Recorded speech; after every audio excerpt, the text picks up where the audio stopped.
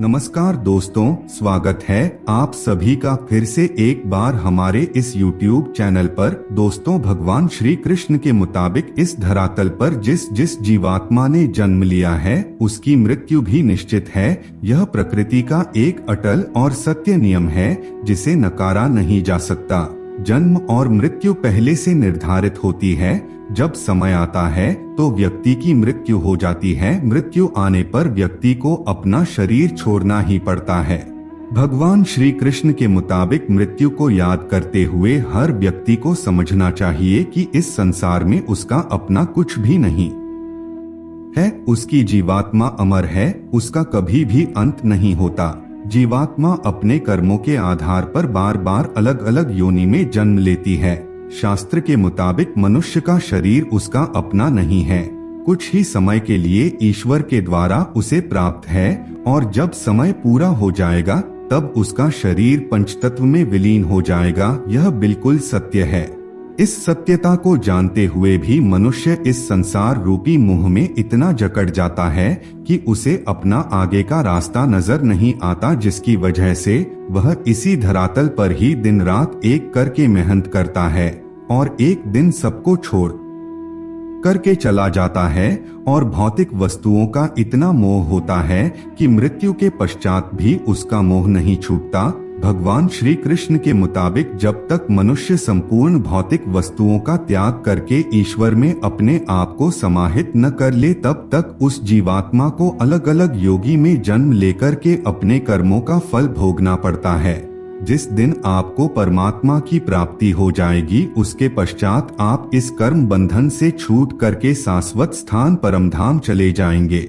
जो व्यक्ति पूरा जीवन भौतिक वस्तुओं को इकट्ठा करने में लगा देता है और मृत्यु के समय भी भगवान का स्मरण नहीं करता, वह व्यक्ति प्रेत योनि में जाता है। उसकी आत्मा भटकती रहती है।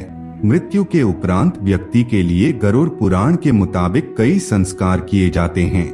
लेकिन दोस्तों, कई बार मृत्यु के उपरांत परिजन मृत व्यक्ति के वस्तुओं का ज्यादातर उनकी याद में अपने पास रख लेते हैं या फिर उनकी वस्तुओं का इस्तेमाल करना प्रारंभ कर देते हैं। लेकिन दोस्तों, गरुड़ पुराण के मुताबिक मृत व्यक्ति के कुछ वस्तुओं का इस्तेमाल हमें भूल करके भी नहीं करना चाहिए, क्योंकि इन वस्तुओं का संबंध उस मृत व्यक्ति के ऊर्जा से जुड़े हुई होती हैं। मृत्यु उपरांत भी उन वस्तुओं से उस व्यक्ति का मोह जुड़ा हुआ होता है, जिसकी वजह से उसकी आत्मा की ऊर्जा उन वस्तुओं से कनेक्ट रहती है।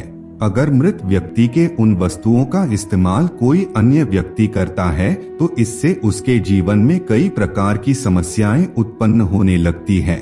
वह मृत आत्मा उसे कई प्रकार से कष्ट प्रदान करने लगता है। दोस्तों, गरुड़ पुराण में ऐसे ही 3 चीजों के बारे में वर्णन देखने को मिलता है जिनका इस्तेमाल मृत्यु के पश्चात भूल करके भी नहीं करना चाहिए, अन्यथा भयंकर समस्याओं का सामना करना पड़ता है, क्योंकि उन्हीं वस्तुओं के कारण उस व्यक्ति का मोक्ष नहीं हो पाता, जिसके कारण वह पृथ्वी लोक में ही भटकता रहता है। तो चलिए आपको बताते हैं वह कौन कौन सी वस्तुएं हैं जिनका इस्तेमाल आपको भूल करके भी नहीं करना चाहिए। लेकिन उससे पहले दोस्तों, अगर आप चैनल पर पहली बार आए हैं तो चैनल को सब्सक्राइब अवश्य कर लीजिए, जिससे आपको समय समय पर इसी प्रकार की महत्वपूर्ण जानकारी प्राप्त होती रहे। अगर पहली चीज के बारे में बात की जाए तो कभी भी मृत व्यक्ति के कपड़े का इस्तेमाल आपको नहीं करना चाहिए। जी हाँ दोस्तों, गरुड़ पुराण के मुताबिक मृत व्यक्ति के वस्त्रों का इस्तेमाल करना वर्जित माना जाता है, इसलिए भूल करके भी मृत व्यक्ति के वस्त्रों को धारण नहीं करना चाहिए। ऐसा करने से उस मृत व्यक्ति की आत्मा उस व्यक्ति से जुड़ जाती है और उस व्यक्ति को मृत व्यक्ति की यादें सताने लगती है।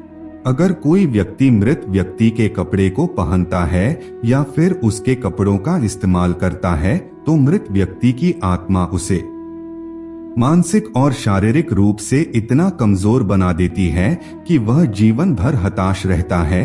मृत व्यक्ति के कपड़े उस व्यक्ति पर मानसिक रूप से ज्यादा प्रभावी होते हैं। जो उसके कपड़ों का इस्तेमाल करता है उस मृत व्यक्ति की आत्मा रात को उसके सपने में आकर उसे परेशान करने लगता है और यातनाएं देता है, जिसकी वजह से गरुड़ पुराण में बताया गया है कि मृत व्यक्ति के कपड़ों का इस्तेमाल कभी भी नहीं करना चाहिए। हालांकि आप इन्हें उनकी याद के तौर पर अपने घर में संभाल कर रख सकते हैं या फिर किसी बहते हुए जल में उनके कपड़ों को आप प्रवाहित कर सकते हैं। अगर दूसरी चीज के बारे में बात की जाए तो दोस्तों, मृत व्यक्ति के गहनों का इस्तेमाल किसी अन्य व्यक्ति को नहीं करना चाहिए। गरुड़ पुराण के मुताबिक किसी भी मनुष्य को अपने मृत परिजन, चाहे वह स्त्री हो या फिर पुरुष, के गहनों का इस्तेमाल भूल कर के भी नहीं करना चाहिए।